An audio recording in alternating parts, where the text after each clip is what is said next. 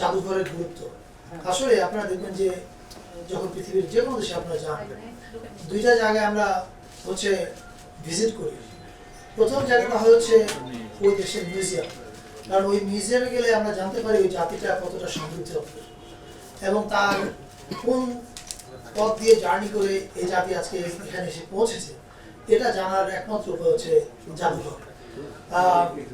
কিন্তু যে কোনো কারণে হোক জাদুঘরটা আমাদের এখানে আসলে অনেকটা অবহেলিত। যেমন আপনি যদি ঢাকায় আমরা কত মানুষ থাকি, আপনি যদি খোঁজ নেন কতজন মানুষ বা আমাদের এখানে যারা আছেন আমরা কতজন জাদুঘরে যাওয়ার প্রয়োজন বোধ করি, কারণ ওখানে যাওয়াটা যে জরুরি, ওখানে গেলে যে আমি কিছু জিনিস জানতে পারবো এবং এটা যে একবার গেলেই আমার কাজ শেষ হয়ে যাবে না, এটা যে প্রতিনিয়ত কি বলে এটা নবায়ন চলতে থাকবে এবং যার ফলে আমি প্রায় যেতে উৎসাহ বোধ করবো।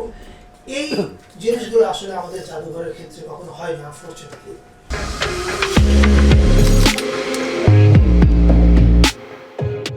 আমাদের 7 প্রায়োরিটি প্রজেক্ট হয়তো নাম দেখেনি, কারণ এটার নিয়ে আমরা মানে ভেতরে কাজ করছিলাম যে কি করে আমরা এটাকে একটা শেপে আনতে পারি।